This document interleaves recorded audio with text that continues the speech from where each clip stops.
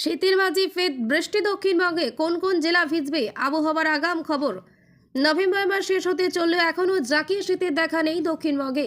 শিরশিরানি হলেও সেভাবে কামড় বসাতে পারেনি শীত। উত্তরবঙ্গের বেশ কিছু জেলায় অবশ্য হুড়মুড়িয়ে নেমেছে তাপমাত্রা। ওদিকে বঙ্গোপসাগরে রয়েছে নিম্নচাপ।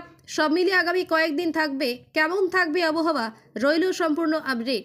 আবহাওয়া দপ্তরের আপডেট অনুযায়ী বঙ্গোপসাগরে নিম্নচাপ সৃষ্টি হয়েছে। 25শে নভেম্বর সোমবার নিম্নচাপটি পশ্চিম ও উত্তর পশ্চিম দিকে অগ্রসর হয়ে দক্ষিণ পশ্চিম বঙ্গোপসাগরে অতি গভীর নিম্নচাপের রূপ নিতে পারে। তারপর তা শক্তি বাড়িয়ে শ্রীলঙ্কা তামিলনাড়ু উপকূলের দিকে অগ্রসর হওয়ার সম্ভাবনা, যদিও এ রাজ্যে এর প্রত্যক্ষ প্রভাব পড়বে না।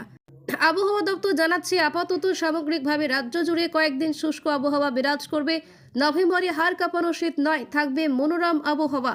জাঁকিয়ে পড়তে এখনও বেশ কিছুটা দেরি। দক্ষিণবঙ্গের জেলাগুলোতে আপাতত তাপমাত্রার খুব একটা হেরফের হবে না। আগামী 3-4 দিনের মধ্যে নতুন করে তাপমাত্রা নামার সম্ভাবনা বেশ কম রয়েছে কলকাতা সহ দক্ষিণবঙ্গে। দক্ষিণবঙ্গের অধিকাংশ জেলায় কুয়াশার দাপট রয়েছে, যদিও বেলা বাড়তেই আকাশ পরিষ্কার হয়ে যাচ্ছে। ঝাড়গ্রাম, বাঁকুড়া, বীরভূম, পশ্চিম মেদিনীপুর, পশ্চিম বর্ধমানের মতো জেলাগুলোতে কুয়াশা বেশি থাকবে।